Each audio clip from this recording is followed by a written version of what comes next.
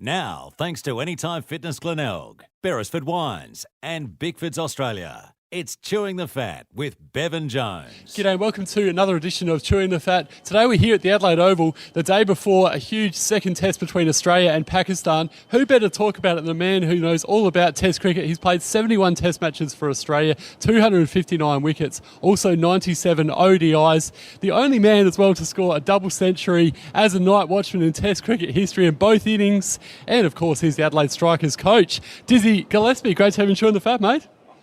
Thank you very much for having me, mate.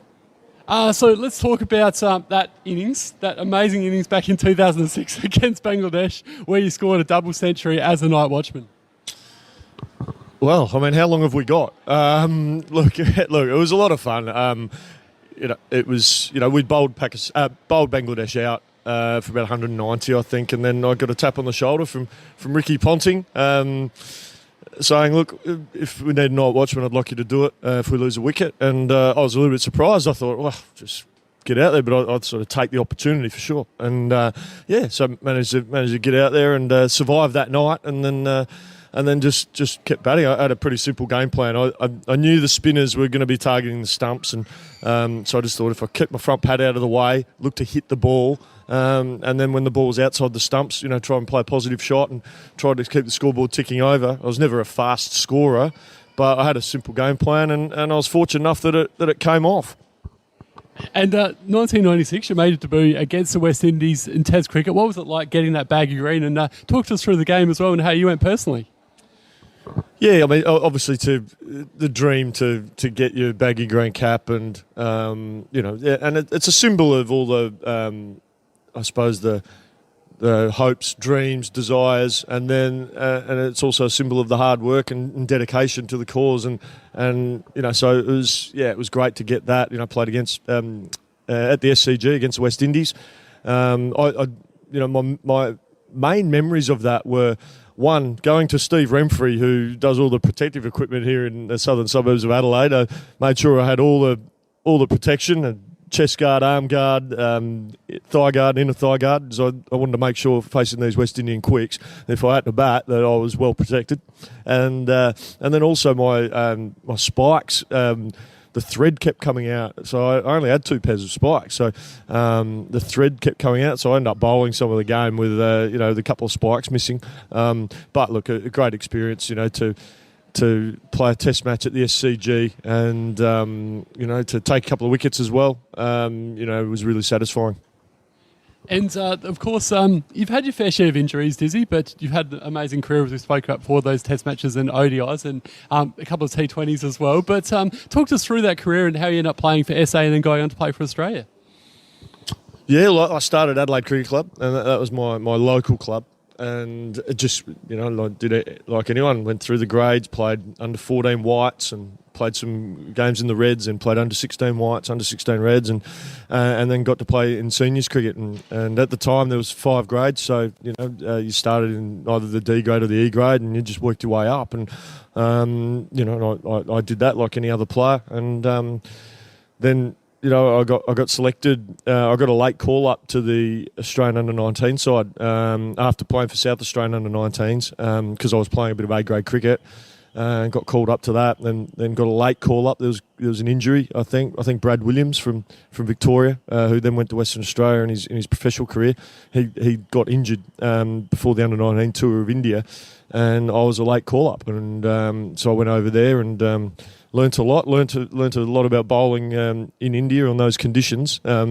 We came across a young man by the name of VVS Laxman on that tour, and gee whiz, India under-19s, he played every game, even the tour games, and just hit 100 after 100 after 100. And and by the time he got 281 at Kolkata in 2001, I can tell you I was sick of the sight of the bloke.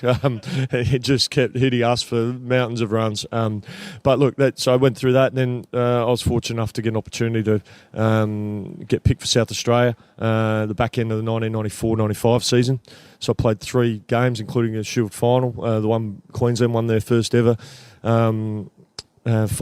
I was told, I've just been in Queensland last week, and I was at a function, and gentleman said to me, the host, Andrew Cordes, was saying, Jason, no doubt your greatest achievement in cricket was when you danced down the wicket to Paul Jackson, skied it in the air, and Carl Rackham took a catch for Queensland to win their first Shield. And I was, I'm not sure that was a highlight of my career, but certainly that's how Queenslanders certainly see me for their first ever flag. But yeah, look, and just then went to the academy after that in 1995, the winter '95, when it was still based here in Adelaide, and then had a full summer for South Australia, and then got a call up to the World Cup in 1996 as a injury replacement for Craig McDermott.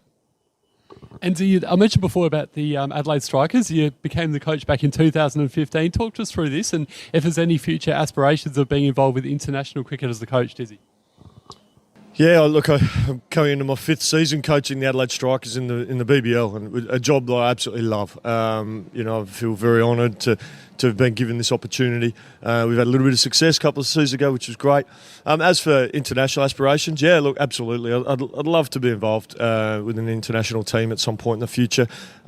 Just need to make sure that it works as a family. We've got very settled here in South Australia, down on the south coast, and kids are settled at school and they've got all their activities and stuff, so it's busy. They got more of a social life than us, so it's great. So it'd have to make that work, but yeah, look, absolutely. I love coaching. I love helping players achieve their goals and their dreams and getting better and winning games of cricket.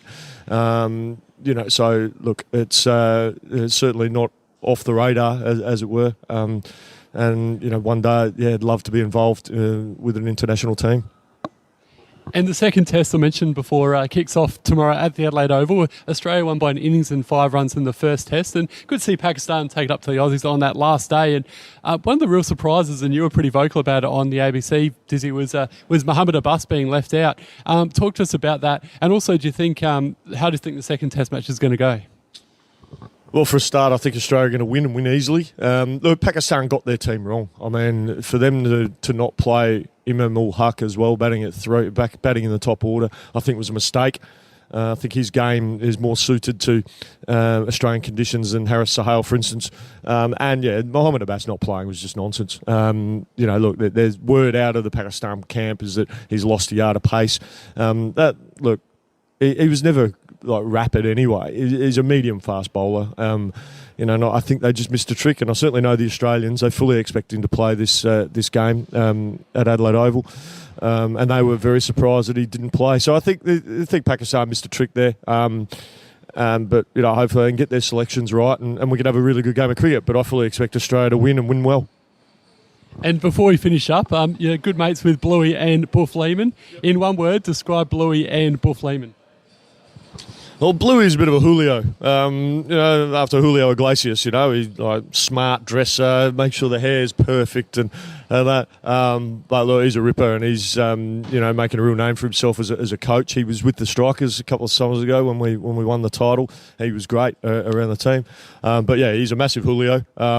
And Darren is a massive nerd. A bit like myself, we're not the sharpest dressers. We're not the best looking roosters going around either. So, but look, two of my great mates. Love seeing him do so well. Like Darren's done so well in the coaching and commentary and everything. And Bluey obviously commentates as well. But he's making a name for himself in the coaching game. And, it's so pleasing to see because, great guys, and love seeing him do well. You love seeing your mates doing well and having some success. Well, Jason, Dizzy Gillespie, it's been a pleasure having you on Chewing the Fat today. Of course, the second test kicks off tomorrow here at the Adelaide Oval, and we can hear the great man on the ABC grandstand. Looking forward to that. Thanks so much.